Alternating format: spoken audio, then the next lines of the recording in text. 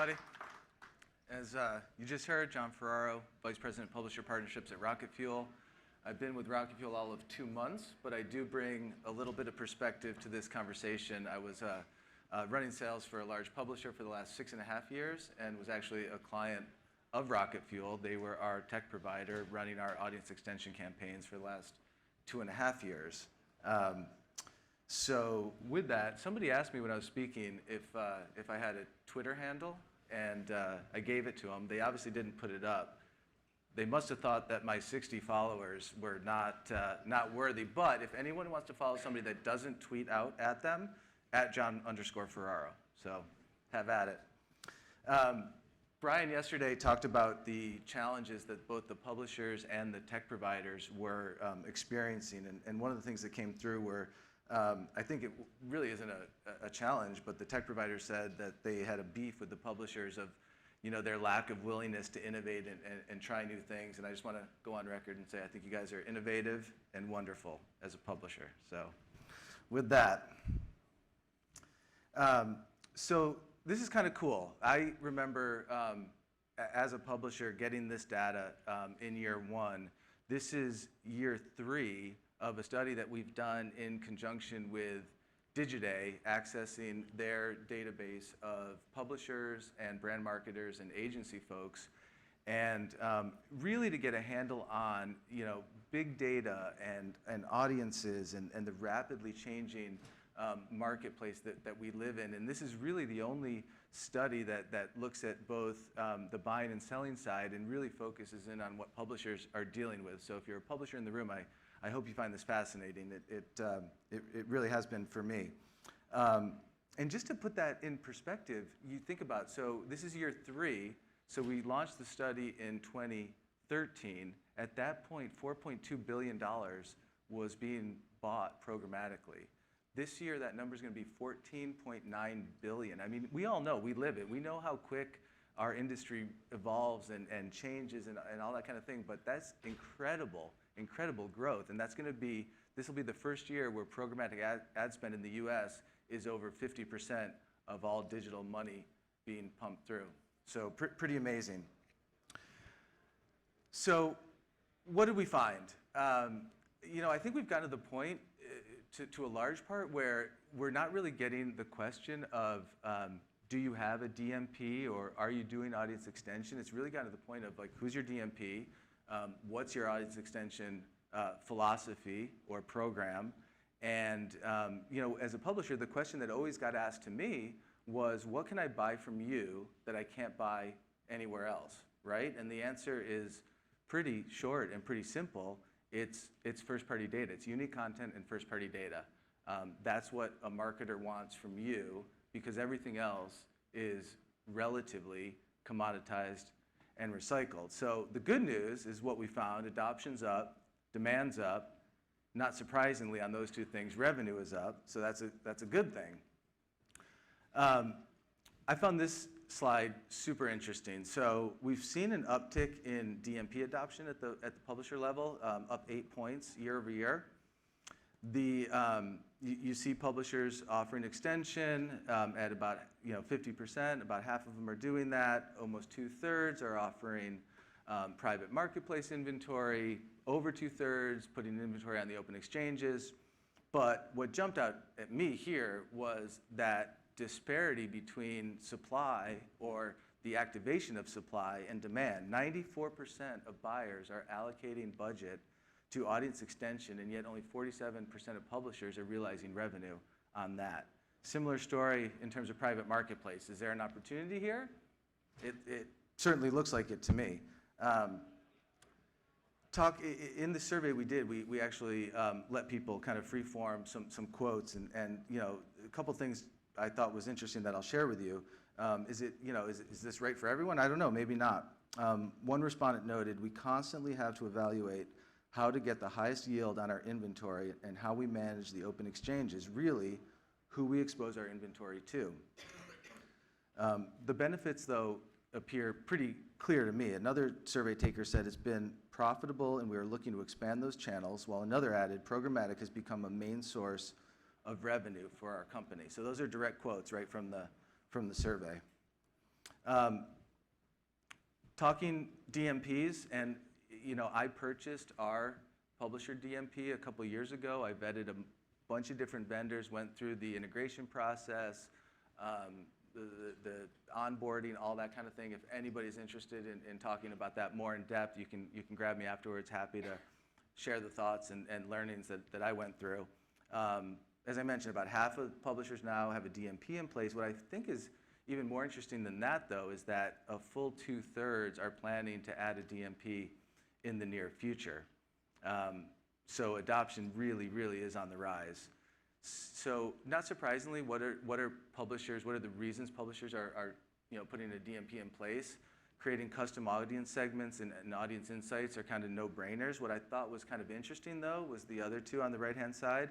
It's creating unique products and increasing CPM. So I think publishers more and more are figuring out a way to rationalize that purchase from an ROI metric standpoint, and knowing that they are going to garner better CPMs, activating more first-party data, and putting ad campaigns through their DMP. So shifting to audience extension, I'm sure most of you in this room know what audience extension is. If anyone doesn't, it's fairly straightforward. It's taking your audience, your first-party data, and running campaigns for your advertisers off-site, targeting those same users and people that look like those users at scale, cross-device. So that's audience extension in a nutshell. There's big money to be had in extension. 70% of publishers that run audience extension generate over $20 million a year.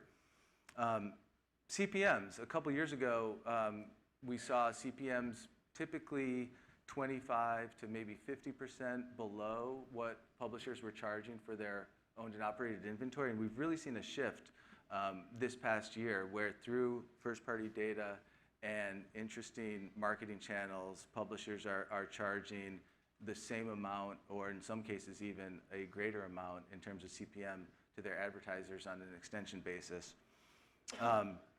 What do publishers want? Obviously, first-party data is key, right? We've talked about that a lot. It's what makes these programs unique to you, what makes them unique in the market, and what is the value prop for a publisher.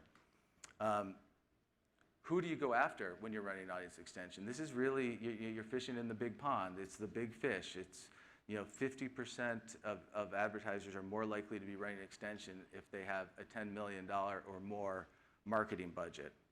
And what do the buyers want? Well, absolutely viewability and brand safety, but what I thought was interesting here was that they're looking for cross-platform as well. So we've gotten to the point where marketers are demanding that you are able to offer them the opportunity to reach their target consumer at the right time, at the right moment, regardless of whatever screen they're looking at. So cross-platform is hugely important. So private marketplaces, again, just a quick definition. So this is just a way to package your inventory to allow people to buy it programmatically, but in the difference between an open exchange philosophy and a private marketplace is that this is premium inventory, right? This is inventory that is the same as what you would sell on a premium direct sold basis. So it's content adjacencies, it's sponsorships, it's brand safety, it's all premium stuff. So media buyers thus far have had good experiences. Sellers are saying good things as well. Some publishers are monetizing up to 20% of their inventory through private marketplaces, and it's working well. So if you're not doing this, it's something absolutely to consider.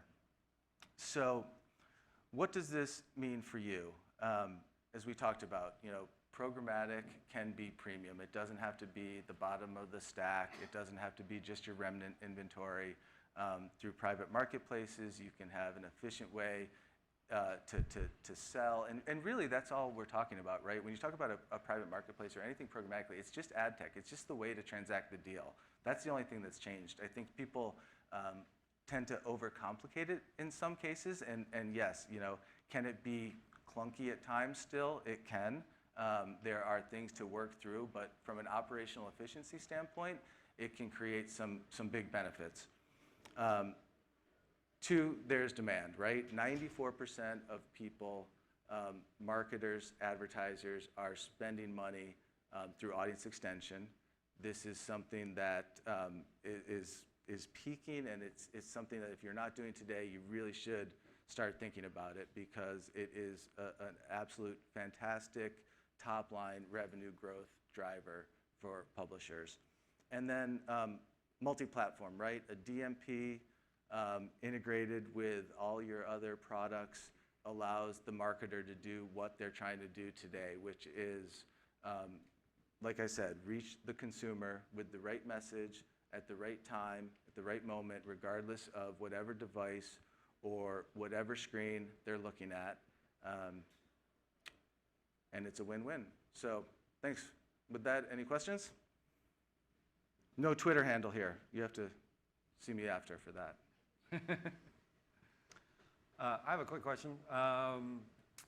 One of the things that Michael Rooney at Tribune Publishing brought up yesterday as a big concern of his was data misinterpretation. And how do you sort of guard against misinterpretation of the data that you do collect? What do you mean by? Well, it was his concern. Misinterpretation. But like, I guess misuse of the data that you collect, or you have this data. How do you maximize the use of it? Sure. I mean, that is the challenge of activating data from a publisher perspective, right? Right. I mean, I don't know if it's misuse, if it's PII concerns or something like that. Right. And that gets back to the publishers that are doing this the best have the resources and the expertise in-house to understand how to collect the data, activate it, monetize it to their advertisers. Okay. Anyone in the audience with a question? No? Okay. Thanks, everybody. Oh, and the survey, there's more information in your welcome bag. So there's a packet of more data points there. We just touched on some highlights here. So thank you. All right. Thanks, all.